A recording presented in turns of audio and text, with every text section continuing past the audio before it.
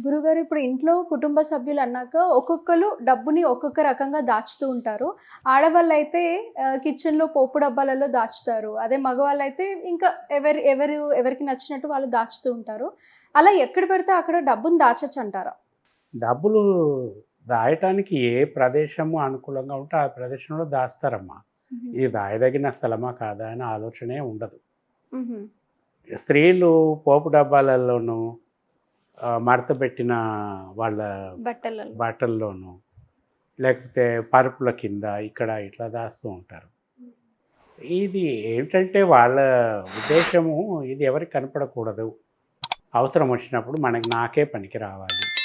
అక్కడ కనపడితే ఇది ఎవరైనా తీసి ఖర్చు పెట్టేసుకుంటారు అని. ఇది పోపు డబ్బాలలో దాయటం చాలా సర్వసాధారణమైన విషయం. ఇప్పటిది కాదు. అనాది నుంచి వస్తుంది ఇది. ఇంతెందుకు నా చిన్నప్పుడు నాకు 10 ఏళ్ల వయసు ఉన్నప్పుడు ఎక్కడైనా డబ్బులు కనపడితే తీసుకొని వెళ్ళి బయట చాక్లెట్సో, ఐస్ క్రీమ్సో ఏవో కొనేసి తినేసేవాడిని. ఆ డబ్బులు తీయకూడదు, తీస్తే తప్పు అన్న విషయం కూడా ఉండేది కాదు. తర్వాత పెద్దవాళ్ళు కోపడ్డప్పుడు అప్పుడు తెలిసేది. ఓహో! ఇది తీయకూడదు అని. హ్మ్. వీడేదో తీసుకెళ్తున్నాడు అక్కడిక్కడ పెడితే అని వాళ్ళు నాకు కనపడకుండా ఎక్కడెక్కడో దాచేవాళ్ళు. మా పెద్దక్క ఉండేది. హ్మ్. అప్పుడు నా వయసు దాదాపు 10 ఏళ్ళంటే ఆమె ఓ 25 ఏళ్ల వయసు ఉండేది. నేను ఇంట్లో అందరికంటే చిన్నవాడిని. ఆమెకు పెళ్ళయింది, భర్త ఉన్నాడు. మా ఇంట్లోనే ఇంకొక పోర్షన్ అద్దెకు తీసుకున్నది. అటు ఇటు తిరుగుతూనే ఉంటాం మనం. రెండిళ్ళు మనవే.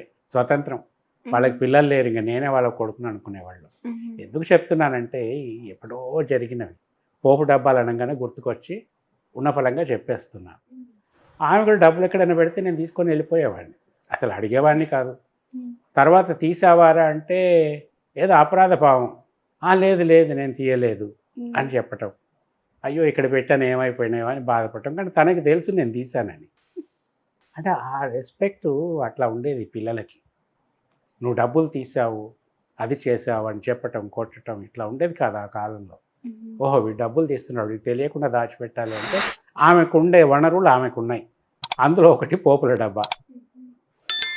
అందులో పెట్టేయటం. అప్పుడు ఏంటమ్మా కాయిన్సే. ఒక 10 పైసల బిళ్ళ అంటే ఎంత వాల్యూ అనుకున్నారప్పుడు? ఒక 10 పైసల బిళ్ళ, 5 పైసల బిళ్ళ దొరికితే దాంతో ఎన్నో చాక్లెట్‌లు వస్తాయి. బెల్లం ముద్దలొస్తాయి. చింతపండు, బెల్లం కలిపిన ఉండలు బోలెడు దొరుకుతాయి. బిస్కెట్స్ వస్తాయి. సోడా వస్తుంది. గోలీ సోడా, లెమన్ వస్తుంది. ఇంకా ఇట్లాంటివి ఎన్నో ప బెల్లం పల్లీలు, బెల్లం కలిపిన నువ్వులు, గసాలు ఇట్లాంటివి ఎన్నో. లేవిడి పట్టీలు అంటారు. లేకపోతే కోకోనట్ స్వీట్ అంటారు కదా ఇప్పుడు. కొబ్బరి బెల్లం. అవును. ఇయన్నీ బోలెడొచ్చాయి అప్పుడు.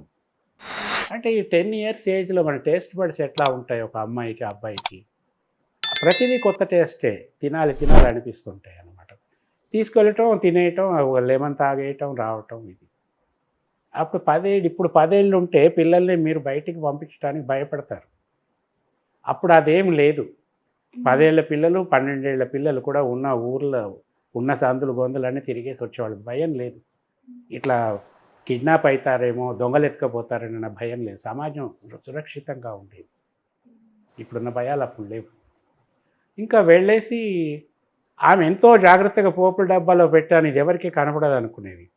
నాకు చాలా సులభంగా తెలిసిపోయేవి ఎక్కడ పెట్టిందో ఆమె. హ్మ్. ఉన్నాయి.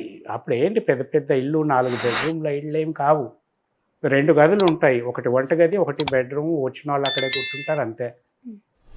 ఆ బె ఎక్కడ కనపడకపోతే వంటగదిలోకెళ్ళి అక్కడ ఇక్కడ చూస్తే ఒక 10 డబ్బాలు ఉండేవి.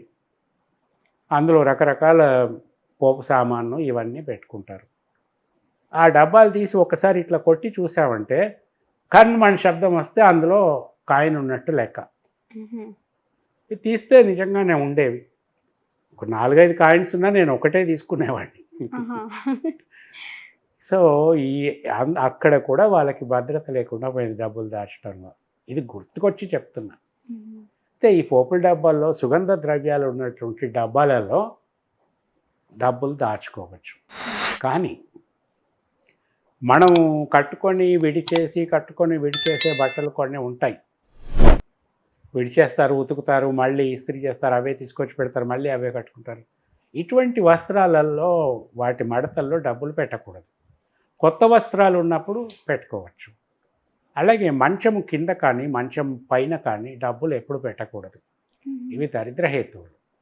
సో నేను చెప్పేది ఏంటంటే ఇట్లా పోపుల డబ్బాలలో ఇక్కడ అక్కడ డబ్బులు పెట్టుకునే అవసరం ప్రస్తుతం లేకపోవచ్చు. ఒకవేళ దాచుకోవాలనుకుంటే దానికి ఇంతకంటే బెటర్ ప్రొసీజర్స్ ఇప్పుడు ఆల్రెడీ వచ్చేసి ఉంటాయి.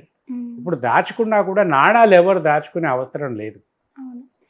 అందరూ నోట్లే దాచుకుంటారు. దాచుకునే పద్ధతిలో దానికి దాచుకోవచ్చు. అయితే సుగంధ ద్రవ్యాల దగ్గర మీరు డబ్బులు తప్పకుండా దాచుకోవచ్చు.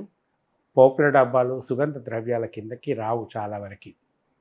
అందులో ఏముంటాయి పోపుల డబ్బాలో మీకు తెలిసినాయి కదా, ఆవాలు ఇట్లాంటివి ఉంటాయి. అందులో డబ్బులు దాచుకోరు.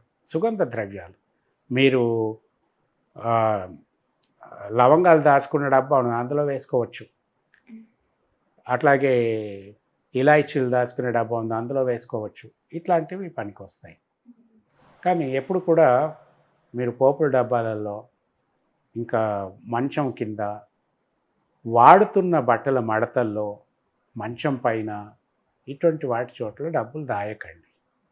వంటగదిలో దాయవచ్చు. వంటగదిలో దాయవచ్చు. ఎక్కడైతే మనం వంట చేస్తున్నామో స్టవ్ ఉందో దాని కింద సొరుగుల్లో డబ్బులు దాయకూడదు. అగ్ని ఉండే దగ్గర దాయకూడదు, ఎప్పుడు దాయకూడదు. అది డబ్బులు లేకపోవటమే కాదు, అనర్థదాయకం కూడా. సో పడక గదిలో మీరు చక్కగా బీరువాలో వారికి తెలియకుండా ఇక్కడ ఒకటి దగ్గర దాచుకోవచ్చు. దానివల్ల నష్టం ఏమీ లేదు.